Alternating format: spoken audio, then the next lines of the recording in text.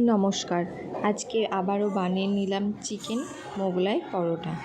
বানানোর জন্য প্রথমে একটা ডেচকি নিয়েছি, তার মধ্যে ময়দা নিয়ে নিলাম।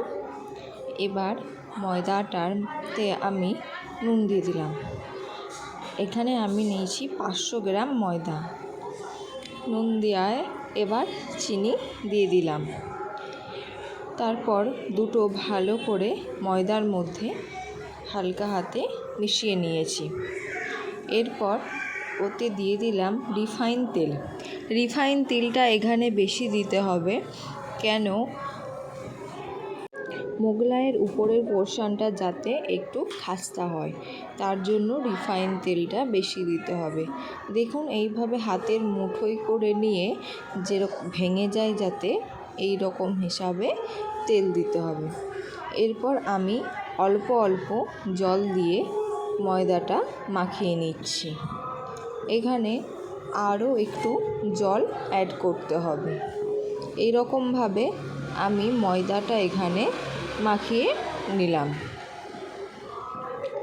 দেখুন ময়দাটা আমার মাখা হয়ে গেছে, আর দেখতেই পাচ্ছেন একটু সফট হয়েছে। এই ময়দাটা একটু বেশি সফট করে মাখাতে হবে। এরকমভাবে যদি মুড়ে মুড়ে ময়দাটা ঠেসে মাখানো হয় বেশ ভালো হয়। এরকমভাবে ঠেসে ঠেসে ময়দাটা মাখিয়ে নেবেন। দেখুন ময়দাটা অনেক সফট হয়েছে। এরপর আমি হাতে একটু রিফাইন অয়েল নিয়ে ময়দাটার গায়ে চারদিকে মাখিয়ে দিলাম। এরপর ময়দাটা আমি আধ ঘন্টা ভিজে একটা রুমাল দিয়ে চাপা দিয়ে রেখে দিলাম।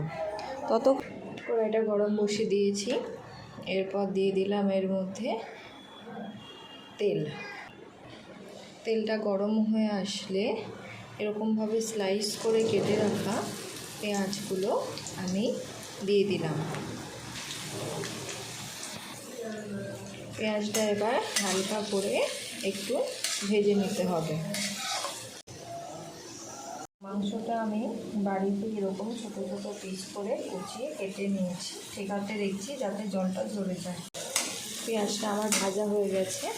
এরপর এর মধ্যে দিয়ে দেবো আমি রসুন বাটা, আর দিয়ে দিলাম আদা বাটা। এবার দিলাম কাঁচা লঙ্কা কুচি। সমস্তটা একবার ভালো করে মিশিয়ে নিতে হবে।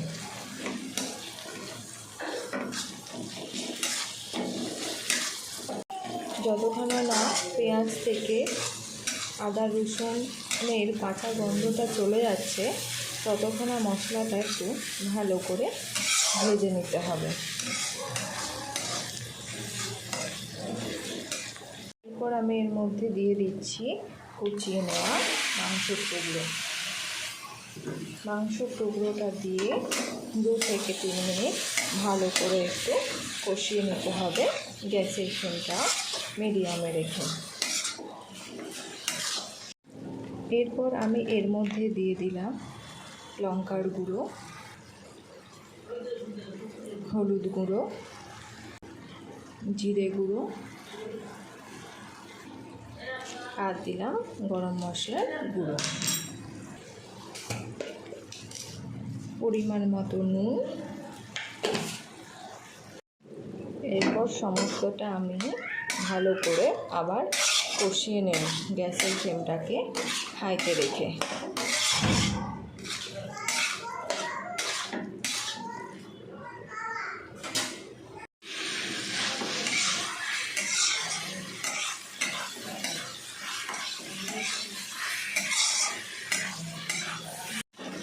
মাংসটা আমার প্রায় কষানো হয়ে গেছে। এরপর গ্যাসের ফ্লেমটাকে লোতে করে দিয়ে আমি এটা ঢাকা হতে দিলাম।